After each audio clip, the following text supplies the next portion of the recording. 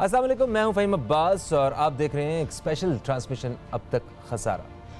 किसी भी पाकिस्तानी से अगर उसको दरपेश मसाइल के बारे में पूछा जाए तो वो आपको एक लंबी चौड़ी फहरिस्त बताएगा कि इन मसाइल का सामना है मुझे, और हुकूमत को इन सारे मसाइल को हल करने के लिए जो चीज़ दरकार होती है वो होता है पैसा, रेवेन्यू। और रेवेन्यू में टैक्स कलेक्शन जो है एक बहुत ही मेजर रोल प्ले करता है। हमारे यहाँ उस तरह से टैक्स को कलेक्ट नहीं किया जाता जिस तरह करना चाहिए, जिसकी वजह से हमारे बहुत से मसाइल जूं के तूं हैं। टैक्स कलेक्शन के हवाले से एक हाल ही में रिपोर्ट आई है इप्सॉस की एक हालिया रिपोर्ट के मुताबिक पाकिस्तान में 5 ऐसे सेक्टर्स हैं जहां पे मजमूई तौर पे 310 अरब रुपए का नुकसान पहुंचाया जा रहा है सिर्फ और सिर्फ टैक्स चोरी करके। इप्सॉस पाकिस्तान की हालिया रिपोर्ट के मुताबिक पाकिस्तान में 5 सनतें ऐसी हैं जहां पे सिर्फ टैक्स चोरी की वजह से कौमी खजाने को 310 अरब रुपए सालाना का नुकसान पहुंचाया जा रहा है। और वो 5 सनतें हैं तंबाकू, चाय, फार्मास्यूटिकल, टायर्स एंड लुब्रिकेंट्स और रियल एस्टेट। इसके साथ साथ बहुत सारी ऐसी सनतें और भी हैं जहां पे नुकसान पहुंचाया जा रहा है। टैक्स चोरी से कैसे बचा जा सकता है, हुकूमतों को किस तरह इस पे काबू पाना है, अवाम के और हुकूमत के बीच में टैक्स के मामलात कैसे बेहतर हो सकते हैं, इन सब चीज़ों पे आज बात होगी, क्योंकि आज हमारा मौजू है पाकिस्तान में टैक्स चोरी। इस वक्त हम एक वक्फे की तरफ बढ़ रहे हैं। वक्फे से वापस आएंगे तो हमारे साथ मौजूद होंगे मैनेजिंग डायरेक्टर इप्सॉस पाकिस्तान जनाब अब्दुल सत्तार बाबर साहब। कहीं मत जाइए, अब तक देखते रहिए हमारी खसूसी ट्रांसमिशन अब तक खसारा देखते रहिए।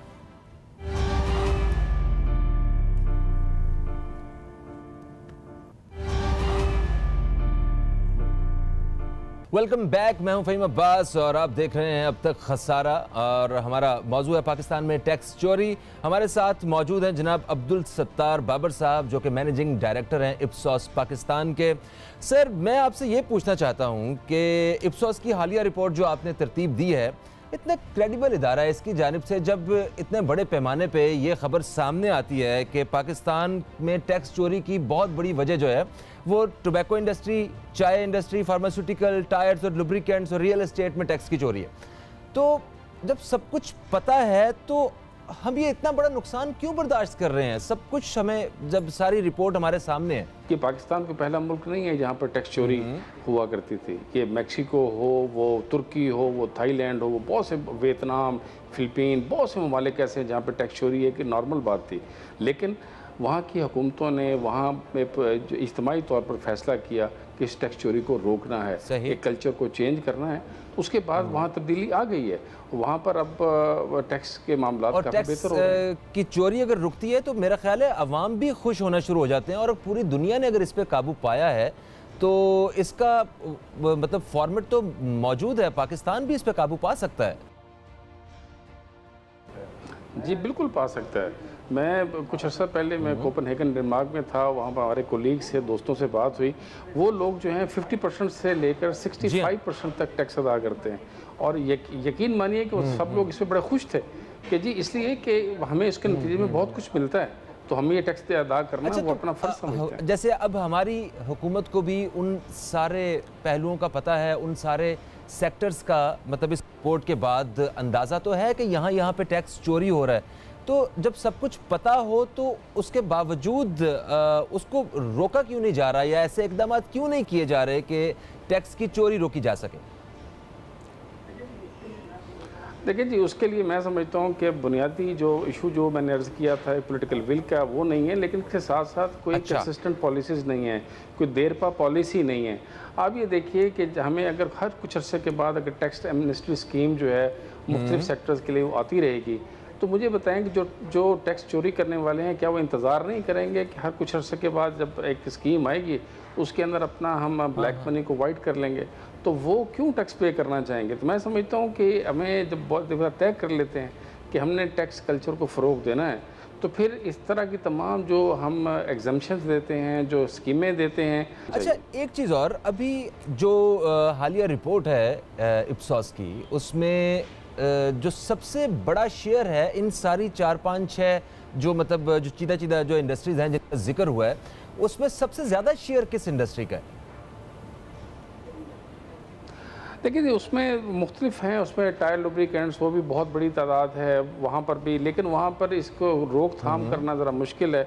और जो एक बहुत बड़ा सेक्टर आपने खुद बता दिया वो टोबैको इंडस्ट्री है, उसके अंदर भी बहुत ज़्यादा 80 से 100 बिलियन कल हमारे जो हमारे एस्टीमेट्स हैं वो बताते हैं तकरीबन 80 अरब रुपए का सालाना तो नुकसान हो रहा है। अरब का सालाना नुकसान किस तरह हो रहा है? ये मतलब टोबैको इंडस्ट्री में कैसे ये चोरी हो रहा है, थोड़ा सा इस बारे में बताएंगे? देखिए इसके कई तरीके हैं। एक तो ये कि जो हमारे यहाँ पर जो कवानीन नाफिज हैं पाकिस्तान के अंदर, उसमें वजारत सेहत की तरफ से एक ख़ास वार्निंग होती है, एक पिक्टोरियल वार्निंग जो कि प्रिंट होना ज़रूरी है। लेकिन हम देखते हैं कि पाकिस्तान के अंदर बहुत सारे ऐसे सिगरेट, ऐसे ब्रांड्स अवेलेबल हैं कि जिनके ऊपर वो हेल्थ वार्निंग जो मौजूद नहीं होती। इसी तरह से आपके जो बहुत सारे ब्रांड्स आपको पाकिस्तान में ऐसे मिलेंगे कि जो एक कानून मौजूद है कि आप के मिनिमम आपकी जो सेलिंग प्राइस है वो 63-65 के करीब होगी, लेकिन उसके ऊपर प्रिंट भी 65 होता है। लेकिन जब आप मार्केट में जाते हैं किसी भी देहात, किसी शहर में, किसी बड़े छोटी मार्केट के अंदर, तो आपको बहुत सारे ब्रांड्स ऐसे मिलेंगे कि जो बड़ी आसानी से आपको 20-25 रुपये से लेके 30-40 रुपये तक वो दस्तियाब हैं। 20 स्टिक्स वाला जो पैकेट होता है। अब ये सारे तकरीबन 200 के करीब ब्रांड्स ऐसे हैं कि जो मार्केट का तकरीबन 40% है। तो ये बहुत बड़ा है कि अगर वहाँ पर वो अगर 40 रुपये 42 रुपये तो उसका बुनियादी टैक्सेस पर बिक सकते हैं। ये जो रिपोर्ट के मुताबिक और जो आप बता रहे हैं, इसका मतलब है कि ये तो गुज़श्ता कई दहाइयों से ये सिलसिला जारी होगा जो टैक्स इस तरह चोरी किया जा रहा है। तो इतने मतलब बिला खौफ कैसे किया जा सकता है? इनको किसी ने रोका नहीं है आज तक? कोई टैक्स की तरफ से कोई प्रेशर नहीं आया कि इन्हें टैक्स भी देना है?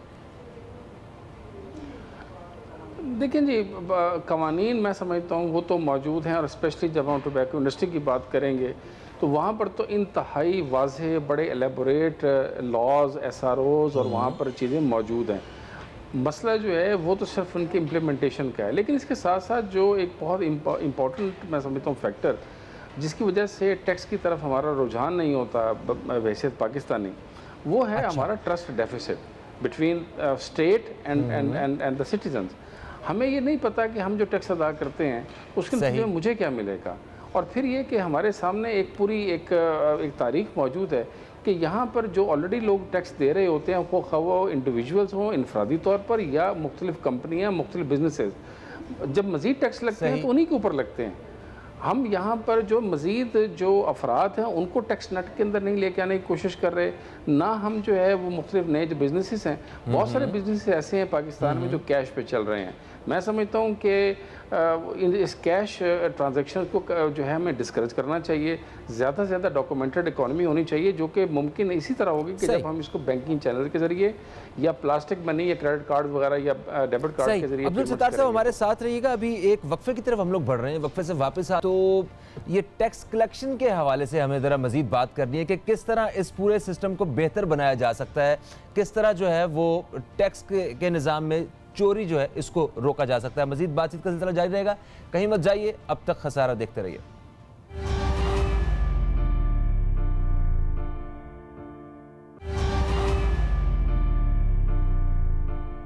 जी दोस्तों, एक वक्फे के बाद आपको फिर से खुशामदीद कहते हैं। आप देख रहे हैं अब तक खसारा और मौजू है पाकिस्तान में टैक्स चोरी। हमारे साथ जो मेहमान मौजूद हैं वो हैं अब्दुल सत्तार बाबर साहब, आप MD हैं इप्सॉस पाकिस्तान के।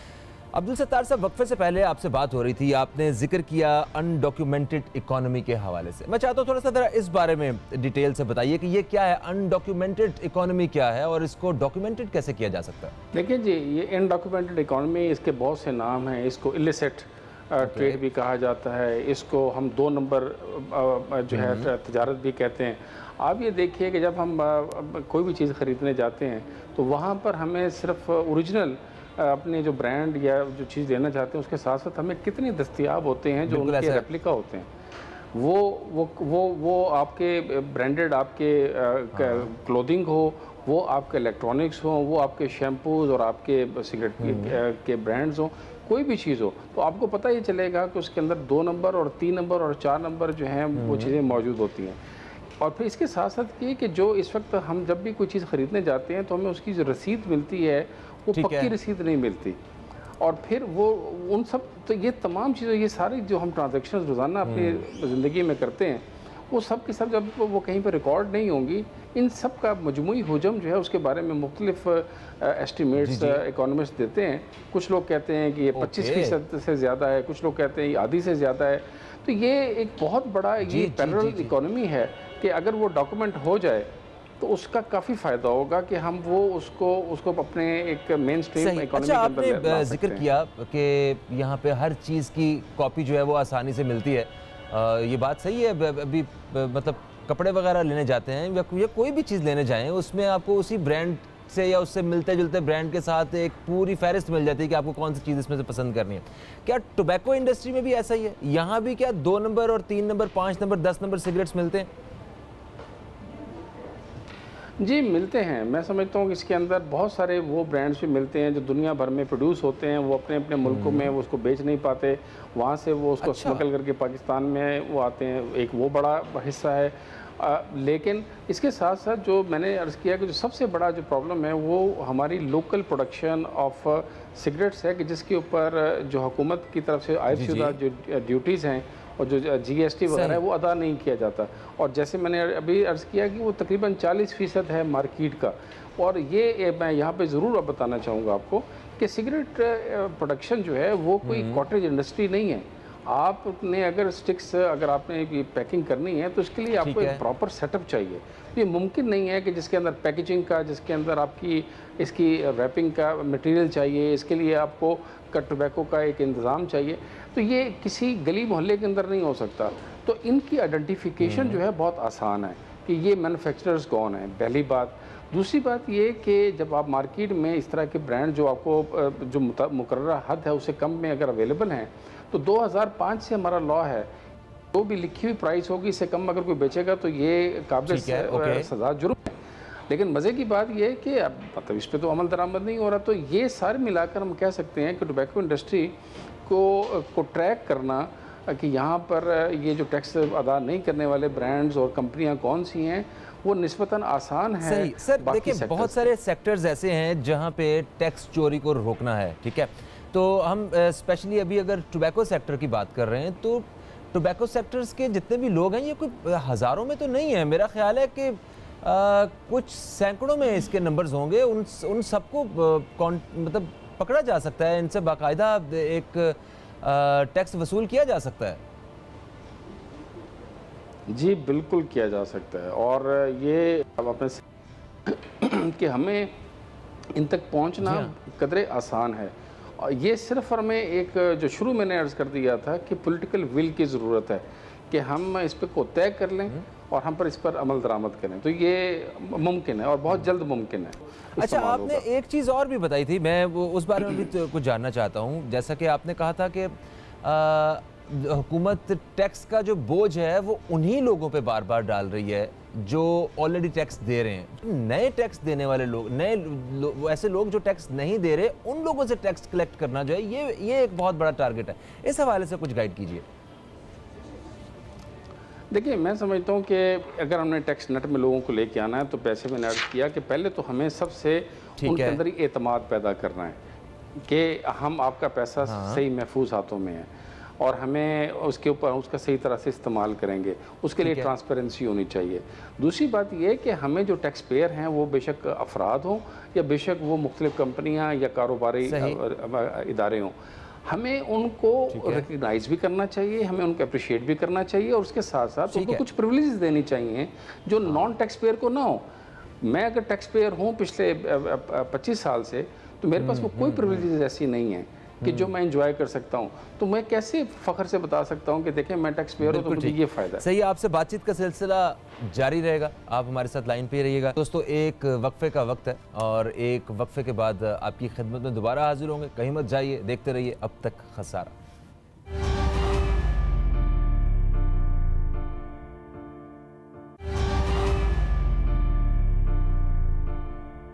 एक वक्फे के बाद आपको फिर से खुशामदीद कहते हैं। आप देख रहे हैं अब तक खसारा और हमारा मौजू है पाकिस्तान में टैक्स चोरी। हमारे साथ जो मेहमान शख्सियत मौजूद हैं, अब्दुल सत्तार बाबर साहब, आप मैनेजिंग डायरेक्टर हैं इप्सॉस पाकिस्तान के।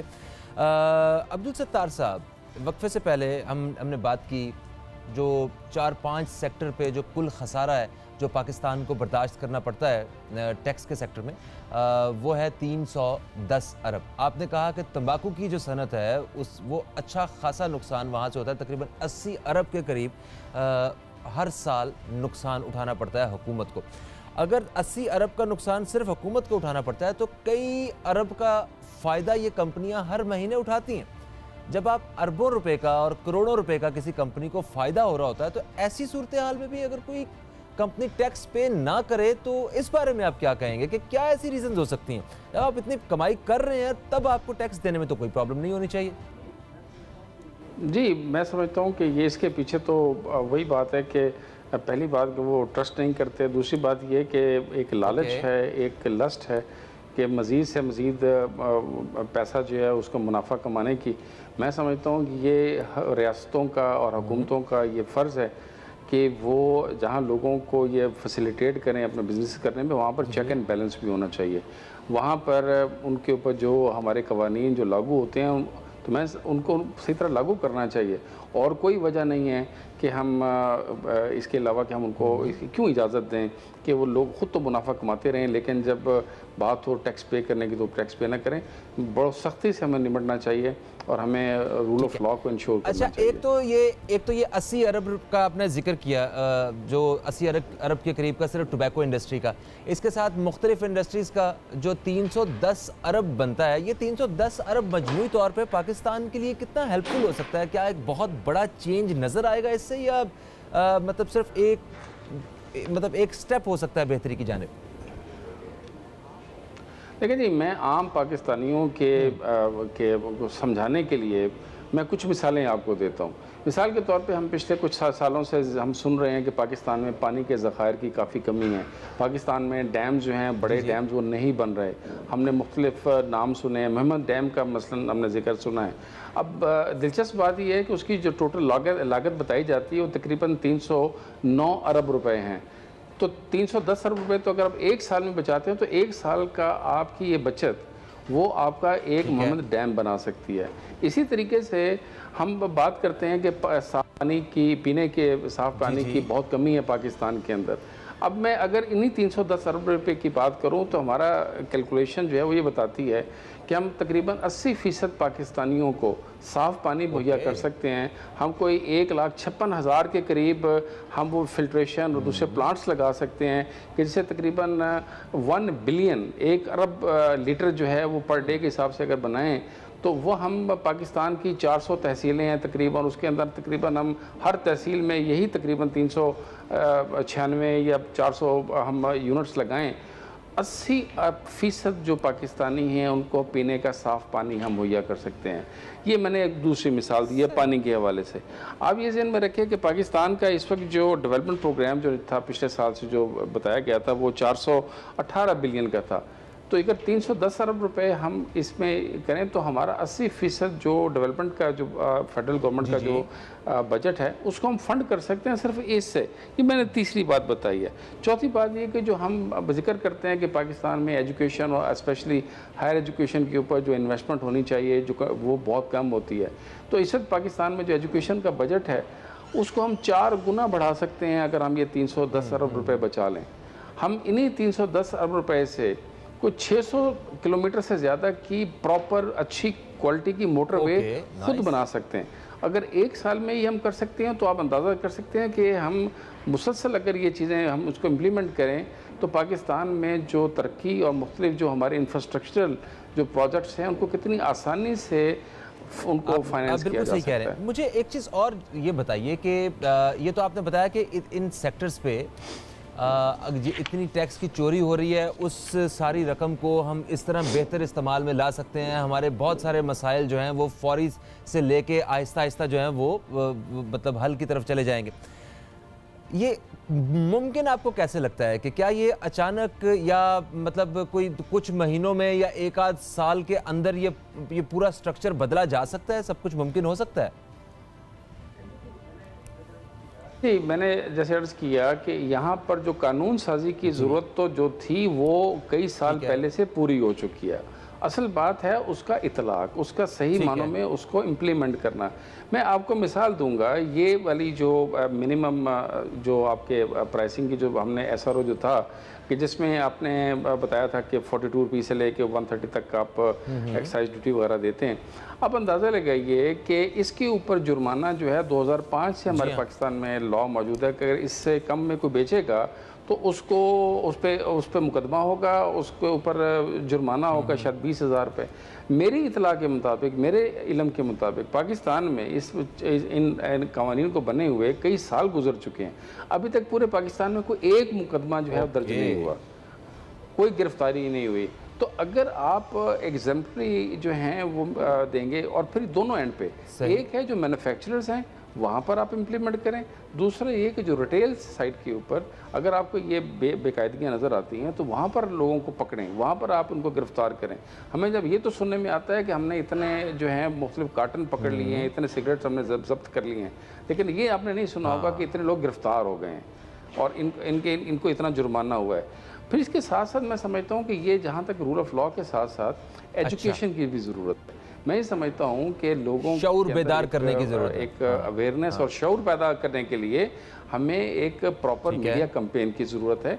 इसके साथ साथ हमें जो टैक्स के बारे में जो हमारे जो लॉज हैं इसकी तशहीर जो उसको भी लोगों को बताना चाहिए कि इससे कम में अगर आपको मिले तो आपको उसके बारे में पूछना चाहिए कि आप कैसे बेच रहे हैं। अच्छा, मैं आपसे जो नेक्स्ट क्वेश्चन करना चाहता हूं वो ये है कि हुकूमत को अगर टैक्स की चोरी रोकनी है, और जिन सेक्टर्स का जिक्र अभी हम कर भी रहे हैं, और जो इप्सोस की जो रिपोर्ट है उसके मुताबिक भी अगर वो टोबैको इंडस्ट्री से शुरू किया जाए तो क्या ये हुकूमत के लिए भी ज़्यादा आसान नहीं है?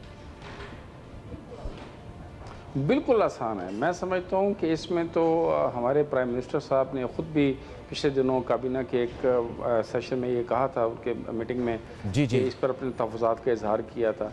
मैं समझता हूँ कि उनको इसके ऊपर फौरी तौर पर अमल करवाने का हुक्म देना चाहिए और उसको इंश्योर करना चाहिए कि बिल्कुल सही। हमारे पास वैसे वो एक क्लिप भी मौजूद है जो अभी वज़ीर आज़म पाकिस्तान 16 मार्च को बड़े बबांगे दुहल जो है वो ऐलान किया है टोबैको इंडस्ट्री के हवाले से। आइए चल के जरा वो देखते हैं। मैं आपको एक बड़ी इंडस्ट्री के अंदर इन्वेजन की बात कर रहा हूँ। जो सिगरेट की इंडस्ट्री है उसमें जो 98% टैक्स वो सिर्फ 2 कंपनीज देती हैं, बाकी जो 40% सिगरेट बिकता है उसके ऊपर टैक्स ही नहीं दिया जाता। तो ये जब तक ट्रैक एंड ट्रेस सिस्टम नहीं आता हम ये टैक्स इवेजन रोक नहीं सकते। और क्योंकि हम इतने बड़े बड़े लोगों की जो टैक्स इवेजन है वो नहीं रोक सकते, पावरफुल सेक्टर्स की, उसका नतीजा ये है कि इनडायरेक्ट टैक्सेस लगाने पड़ते हैं जिससे महंगाई होती है, जिससे कीमतें बढ़ती हैं। तो किसी की जाती नहीं है, मुल्क को अरबों रुपए का नुकसान है और वो इवेंचुअली अवाम को पैसा देना पड़ता है महंगाई के जरिए। जी, अभी दोस्तों आपने क्लिप देखी है, अब्दुल सत्तार साहब हमारे साथ हैं। अब्दुल सत्तार साहब, आप क्या समझते हैं कि इस क्लिप के बाद, ये जो अभी हमने देखा है, इसके बाद जितने भी फैसला साज हैं और जितने मुतल्लिका इदारे हैं उनको कुछ फैसला कुन रवैया इख्तियार करने की ज़रूरत नहीं है? जी बिल्कुल, मैं समझता हूँ कि जो प्राइम मिनिस्टर साहब ने जो भी इस क्लिप में आप बता रहे थे, इसका मतलब है कि उनको इस सारे मसाइल का मुकम्मल इदराक कैसे मौजूद है। इसके लिए किसी नई रिपोर्ट की या किसी नई तहकीक की ज़रूरत नहीं है। इसका मतलब है कि अगर उनको पता है कि ये मसाइल ऐसे हैं तो फिर जो मुतल्लिका इदारे हैं, मुतल्लिका वजारतें हैं, उनको अपना एक रोल प्ले करना चाहिए और प्राइम मिनिस्टर साहब की इस विजन को पे मुकम्मल अमल दरामद करते हुए हमें इस टैक्स को रोकना। अच्छा, मौजूदा जो हुकूमती स्ट्रक्चर है, मतलब जो हुकूमत है, इससे कितनी तवक्कुआत हैं कि क्या अगर ये हुकूमत चाहे तो इस काम को एक भरपूर स्ट्रेंथ के साथ कर सकती है? जी बिल्कुल कर सकती है। देखें, इस वक्त इनको हम जहाँ पर ये मुख्तलिफ मसाइल हैं वहाँ पर अब मौजूदा जो PTI की हुकूमत है वो KPK के अंदर भी है, पंजाब के अंदर भी है और हमारे यहाँ पर तो तमाम जहाँ पर हुकूमतें मौजूद हैं, इनके अपने इदारे मौजूद हैं, तो मैं ये समझता हूँ ये सारा काम अच्छा, चलिए अब प्रोग्राम अपने इख्तितामी मराहिल की तरफ आ रहा है। मैं आपसे ये पूछना चाहूँगा, कुछ थोड़ा सा इस हवाले से रहनुमाई चाहूँगा कि कभी कभी ऐसा भी होता है कि हमारे यहाँ पे जो इंडस्ट्रीज़ हैं, अगर वो अगर टैक्स नहीं दे रही हैं तो वो सर्वाइव कर रही हैं। जो टैक्स का जो बोझ उन पे पड़ेगा तो बहुत कुछ बंद भी हो जाएगा। तो ऐसी सूरत हाल में कोई ऐसा बीच का रास्ता कि वो टैक्स भी मिलता रहे और इंडस्ट्रीज़ भी जो है वो ग्रो करती रहें, ऐसी विन विन सिचुएशन के बारे में क्या कहेंगे आप? उनको अगर ये जो गैर मियारी चीज़ें वो बंद करनी ही पड़ेंगी, बंद करनी चाहिए। मैं समझता हूँ कि अगर टैक्स वो बंद ही करनी पड़ेंगी और हमें इसके बारे में कोई परेशानी नहीं होनी चाहिए। बिल्कुल, जो गैर मियारी चीज़ें हैं उन्हें बंद ही करना पड़ेगा। मगर जैसे जो दूसरी प्रोडक्ट्स हैं टोबैको सेक्टर के अलावा, उनके बारे में क्या कहेंगे? नहीं, वहाँ पर मैं समझता हूँ कि आप अगर अपनी कोई चीज़ को कम पैसों पर अगर बेचना चाहते हैं तो ज़रूर बेचिए। अगर गरीब की पहुँच तक कोई चीज़ें आ सकती हैं तो बहुत अच्छी बात है, लेकिन उसमें दो नंबरी नहीं होनी चाहिए। वो उसमें टैक्स की शरह जो है उसको आप कम कर सकते हैं, लेकिन टैक्स अदा करना चाहिए। अच्छा, जो प्राइस किसी भी प्रोडक्ट के ऊपर लिखी होती है उस पे चीज़ ना मिलने से कितना एक तवाज़ुन ख़राब होता है, ज़रा उस बारे में भी थोड़ा सा आगाह कीजिएगा। लेकिन ना ये वाली जो कीमत फ़रोख्त जो होती है बड़े वाज़ेह अंदाज में लिखना, ये कानूनी ज़रूरत है और हमारे जितने भी सार्फिन हैं उनको ये इंश्योर करना चाहिए कि जो प्राइस लिखी हुई है वो क्या हम वही अदा कर रहे हैं या उससे ज़्यादा अदा कर रहे हैं। सर, इस रिपोर्ट से टैक्स चोरी की क्वांटम की जो तस्वीर उभर के सामने आ रही है उसको रोकने के लिए 3 बड़े इकदाम क्या होने चाहिए? मतलब ख़ास तौर पे सिगरेट की सनत के गैर कानूनी सेक्टर के हवाले से टैक्स चोरी को कैसे रोका जा सकता है, ज़रा थोड़ा इस बारे में बताइएगा।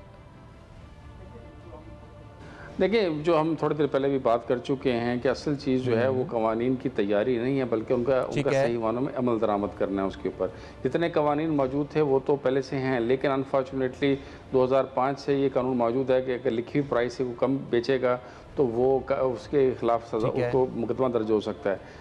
पिछले 4-5 साल से ये भी मौजूद है कि अगर इस 63 रुपये से कम की कोई होगी तो वो भी जो है मुकदमा दर्ज हो सकता है। लेकिन आप मेरे इल्म के मुताबिक कोई एक भी ऐसा वाक़या नहीं है कि जहाँ पर ये मुकदमा दर्ज हुआ हो या कोई गिरफ्तार हुआ हो।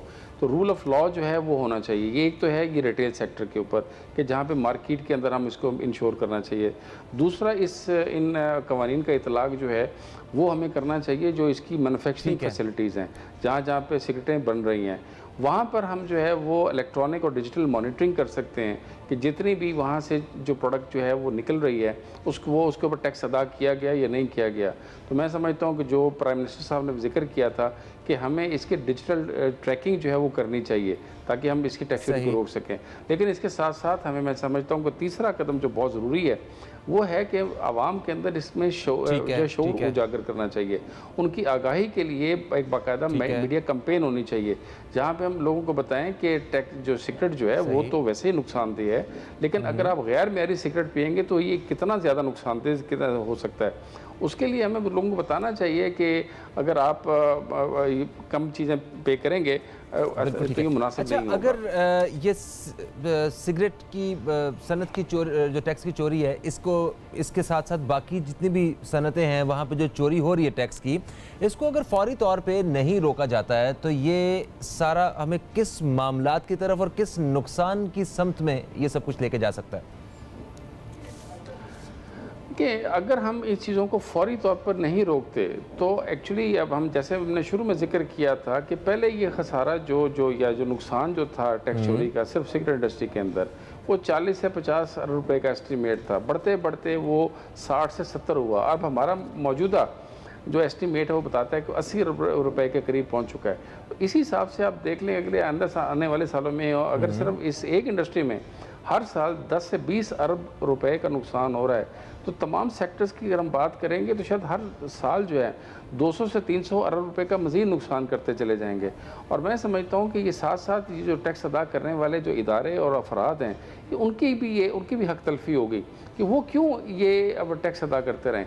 अगर ये रूल ऑफ लॉ जो है यकसा यूनिफॉर्मली वो इम्प्लीमेंट नहीं होता तो वो अपना क्यों अदा करते रहें टैक्स। इसलिए मैं समझता हूँ कि इसको जितना जल्दी अमल दरामद किया जाए। अच्छा, जो टैक्स अदा करने वाले लोग हों या वो कंपनियां हों, उनको क्या पैगाम देना चाहेंगे कि मतलब ऐसा पैगाम जिससे उनका जो खौफ है उसका अजाला हो सके कि ये टैक्स का मतलब ये हम पे तो लगना नहीं है, या इस तरह का जो कोई अगर तहफ़्फ़ुज़ात उनके जहन में आते हैं तो? आप जो टैक्स ऑलरेडी अदा कर रहे हैं, मैं समझता हूँ कि हमें उनको अप्रिशिएट करना चाहिए और हमें बताना चाहिए कि ये मुआशरे के अंदर अपना एक मुस्बत किरदार अदा कर रहे हैं और इनको ये किरदार जो नहीं अदा कर रहे हैं उनके लिए मैं समझता हूँ कि सज़ा सख्ती करनी चाहिए, जो है उनका खौफ होना चाहिए, उनके साथ सख्ती करनी चाहिए। Thank you so much Abdul Sattar साहब, आप हमारे साथ मौजूद थे। हमने बहुत सारी मुफीद मालूमात आपसे हासिल की हैं। यकीनन टैक्स चोरी जो है वो मुल्क दुश्मनी के मुतरादिफ है, और अगर हम वाकई वतन अजीज़ से मोहब्बत करते हैं तो हमें टैक्स चोरी नहीं करना है, बल्कि इस प्यारे वतन को आगे बढ़ाने के लिए, एक सपोर्ट बनने के लिए हमने टैक्स अदा करना है और एक जिम्मेदार शहरी होने का सबूत देना है। Thank you so much. देखते रहिए अब तक पाकिस्तान जिंदाबाद।